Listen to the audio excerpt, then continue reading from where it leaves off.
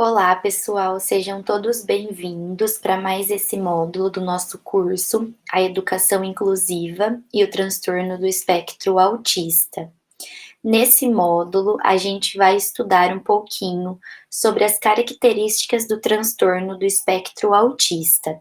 Então, vamos ver o que é o autismo, a história do autismo e também algumas características relacionadas ao autismo.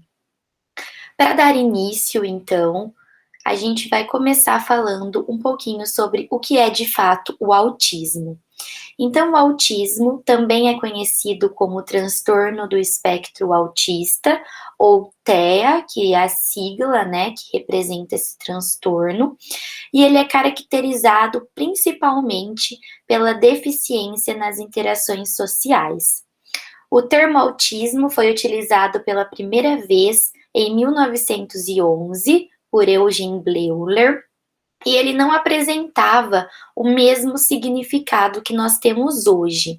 Então, naquela época, o termo autismo era empregado exclusivamente para identificar aqueles indivíduos que apresentavam grandes dificuldades de se relacionar socialmente, ou seja, eram aquelas pessoas que não conseguiam manter uma conversa, um diálogo, não conseguiam fazer amizades, entre outras coisas.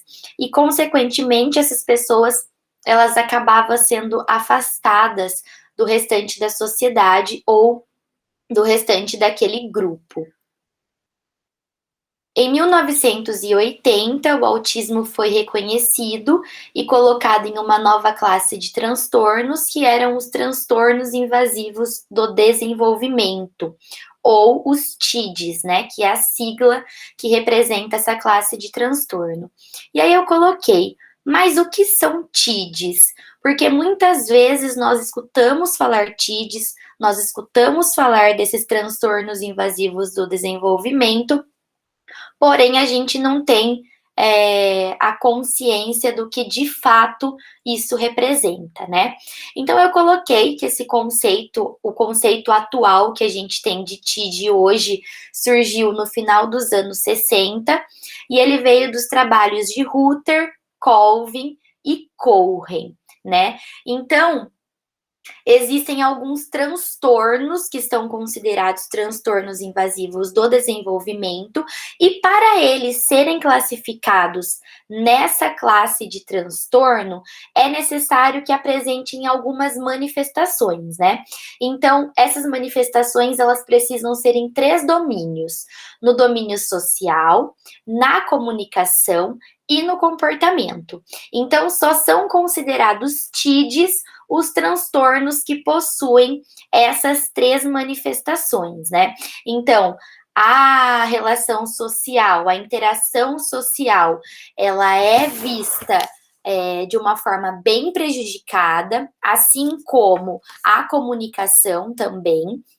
E o padrão de comportamento e até mesmo os interesses, eles são bem limitados e podem ser considerados também estereotipados, ou seja, movimentos repetitivos, intencionais, entre outros, né? O autismo, o transtorno do espectro autista, ele é considerado um dos mais conhecidos entre os TIDs, né? Mas existem outros também, como a síndrome de Asperger, como a síndrome de Rett, como o transtorno desintegrativo, entre outros. Falando um pouquinho sobre a história do autismo, a gente começa falando sobre Leo Kanner, né? Leo Kanner, em 1943, ele descreveu pela primeira vez o autismo clássico, né? Então, nos seus estudos, ele analisou 11 crianças, entre elas 8 meninas e 3 meninos, que ele nomeou como distúrbios autênticos do contato afetivo, né? Então, algumas observações que Kanner fez durante seus estudos, que era a incapacidade de se relacionar, né? E isso pode ser identificado logo nos primeiros anos de vida da criança, né? Então, essa incapacidade de se relacionar com as outras pessoas, né, a incapacidade de estabelecer vínculos, mas também com os objetos. Respostas incomuns ao ambiente, ou seja, as crianças com autismo, elas podem apresentar alguns movimentos repetitivos, né? Por exemplo, é muito comum ver criança com autismo balançar, ela fica balançando ao tempo todo, e esse movimento, além de ser repetitivo, ele é considerado estereotipado, né? Porque ele não tem a consciência da criança. A criança, ela faz esse movimento de forma inconsciente, né? Ou também é muito comum observar em crianças autistas andar na ponta dos pés, chacoalhar as mãos, né? Então eu tenho uma prima que ela é autista e ela tem o costume de ficar enrolando o paninho no dedão da mão. Então, o dedão dela já tem até um calo de tanto que ela fica enrolando, fazendo um nozinho assim no paninho e no dedo. Seria um movimento considerado, né, repetitivo e também estereotipado, porque muitas vezes ele é feito de forma intencional. Outra resposta em comum ambiente é também a dificuldade de se adaptar às mudanças, né? Kanner observou que as crianças autistas, elas têm uma resistência à mudança. Ele até as classificou como portadoras de uma insistência na mesma coisa. As crianças autistas, elas gostam muito de rotina, de fazer todos os dias a mesma coisa. Por exemplo, o caminho para a escola é todo dia o mesmo caminho. Se mudar, mudou a rotina. Ou alguma outra coisa, o horário da alimentação. Se alguma coisa sai daquilo que ela já está habituada, isso pode gerar um certo desconforto, né? Pode desalinhar a criança, ela pode se sentir instabilizada, né? E por último, são as características incomuns das habilidades de comunicação, né? No estudo de Kanner, ele observou que das 11 crianças, 8 desenvolveram a chamada linguagem. Porém, essa linguagem, ela não era usada definitivamente para a comunicação. Então, quando a linguagem ela era desenvolvida, ela não é normal. Então, a criança ela pode não conseguir dar entonação na fala, ela pode apresentar ecolalia, que seria a fala com eco, quando se repete sempre a mesma coisa. Por exemplo, de novo, a minha prima, ela tem o hábito de falar quero coca, e ela repete quero coca, quero coca, quero coca, então como se desse um eco nessa expressão. Só que essa expressão, quando ela coloca ela, né, quero coca, nem sempre é nesse sentido que ela quer coca. Ela muitas vezes não tem nenhum significado, ela está apenas falando que ela quer coca.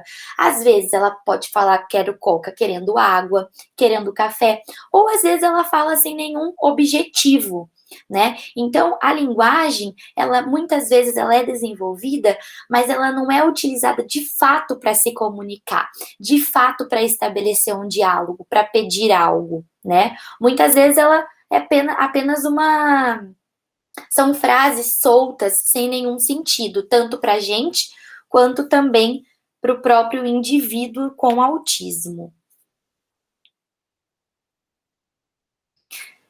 E aí, em 1978, Michael Rutter, ele propôs uma outra definição para o autismo, que leva bastante em consideração também o que foi observado por Kanner, né?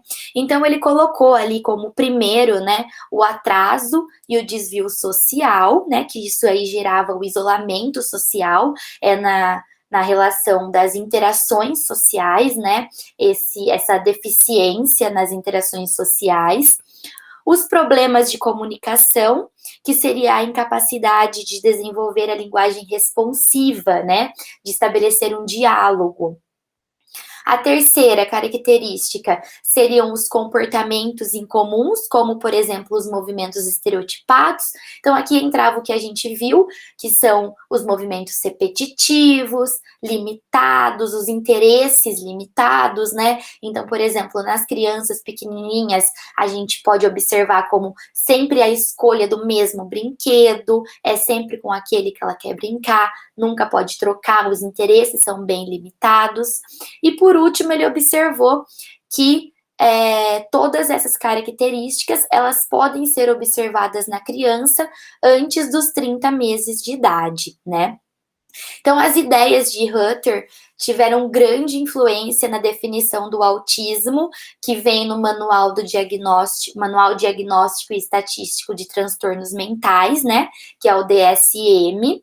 O DSM é uma classificação dos transtornos mentais e das suas características. É um livro que traz, né, esse manual, que traz essa classificação dos transtornos, né? E a gente pode considerar também o DSM como um marco fundamental no conceito do TID, né? Então, foi um marco muito importante ali quando o conceito de TID surgiu e foi implementado.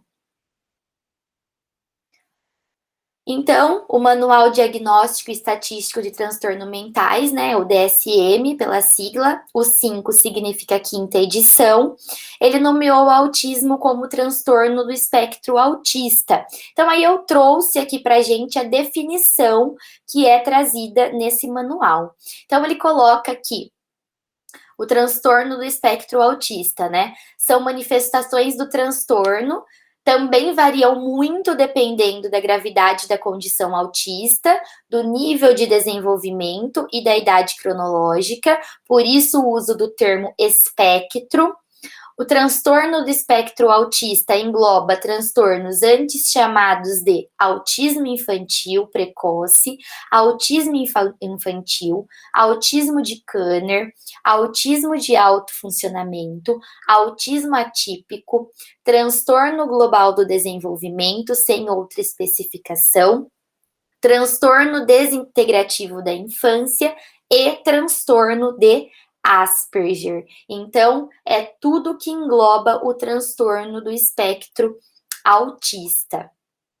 E aí, eu trouxe também algumas alterações que podem ser observadas nas crianças que apresentam autismo, né? Então, a primeira seria a ausência de sorriso. Elas são crianças que não demonstram, né, a expressão, a ausência de sorriso, e também a aflição na presença de pessoas estranhas, ou seja, incômodo, medo. Essas crianças ficam agitadas quando estão perto de pessoas estranhas. E aí eu coloquei, né, que normalmente a presença do sorriso social nas crianças, ele deve aparecer por volta do 1º ano de vida, e a aflição a pessoas estranhas por volta do 8º mês de vida dessa criança.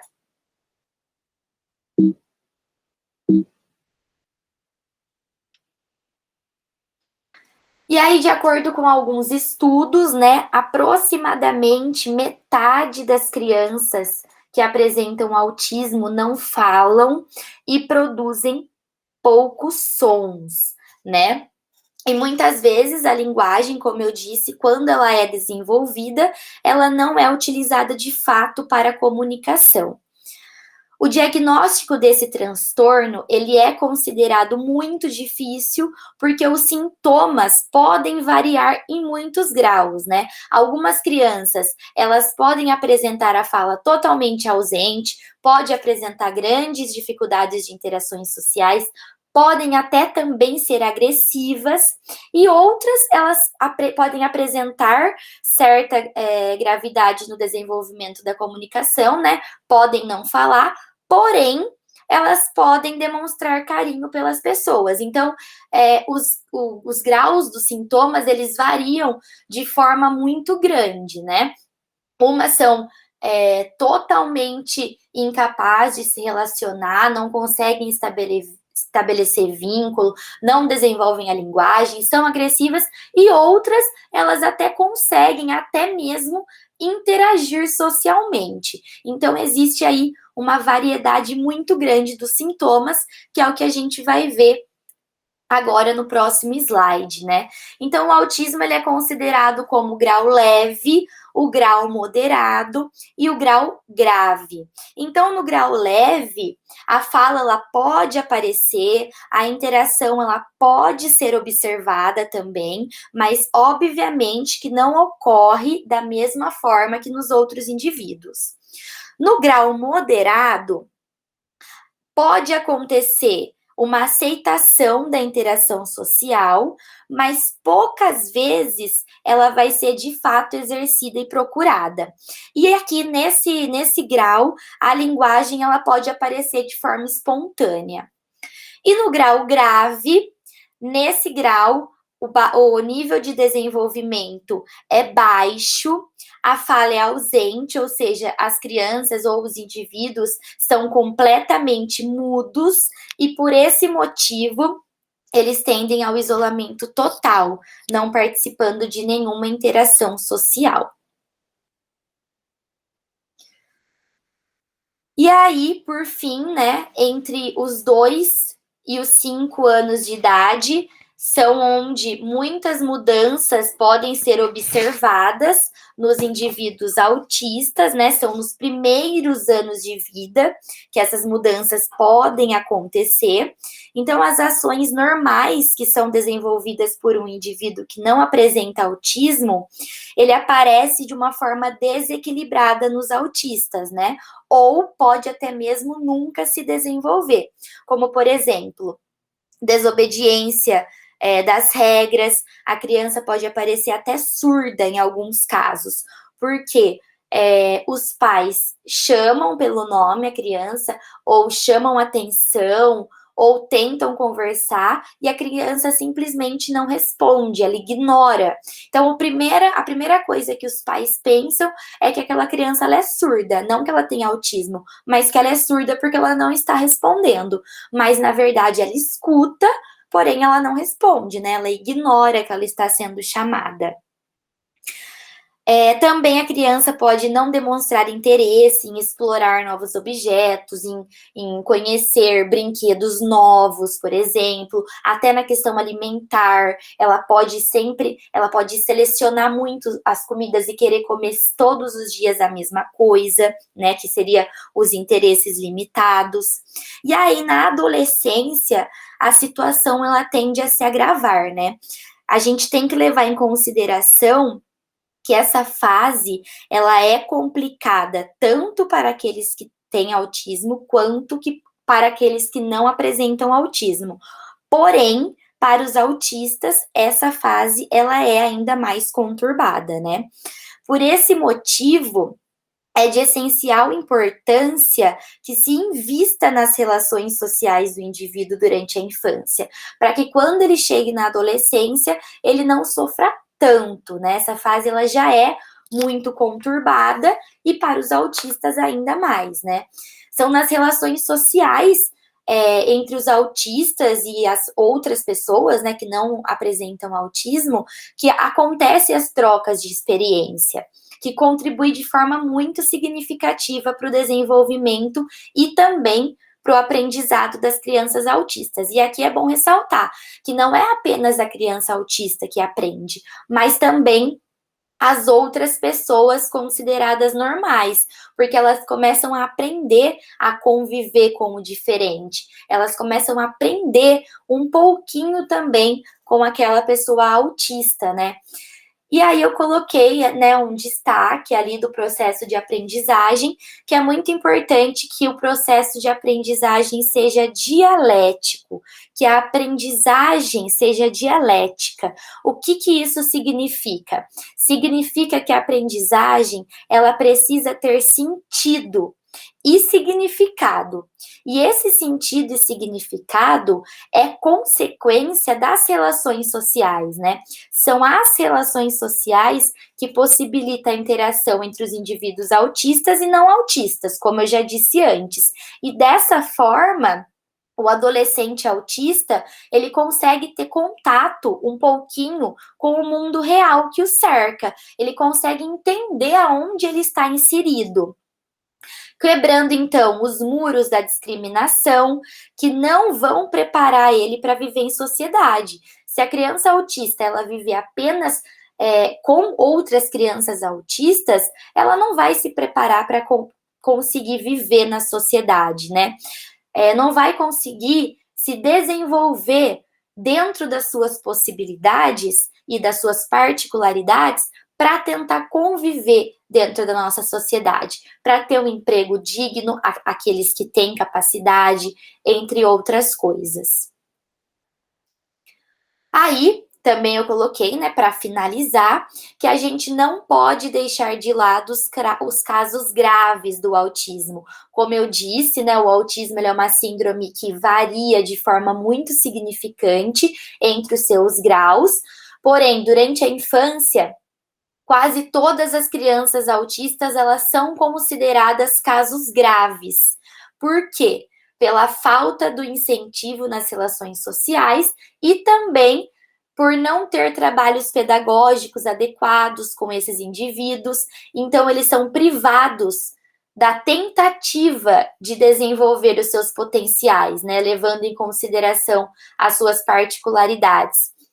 E como eu disse, quando os autistas eles são colocados em escolas especiais ou quando eles ficam em classes segregadas, onde só convivem com autistas, eles não conseguem se desenvolver, não conseguem se preparar para viver em sociedade. E normalmente esses lugares são a primeira opção que os pais pensam em colocar o seu filho autista.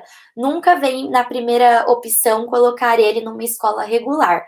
E a gente não pode esquecer que é de essencial importância que ele seja colocado na escola regular, para que ele conviva com pessoas normais, né, consideradas normais, e assim consiga se desenvolver e desenvolver também o seu processo de aprendizagem. Bom, o que eu tinha para passar para vocês era isso. Eu espero que eu possa ter conseguido contribuir um pouquinho com o conhecimento de vocês sobre o assunto. E aí, para finalizar, lá no nosso Classroom, eu deixei para vocês um vídeo para vocês assistirem, assim como material de apoio para esse módulo. E aí, como atividade obrigatória, é a participação do fórum de discussão a respeito desse vídeo. Muito obrigada pela atenção de todos e até mais.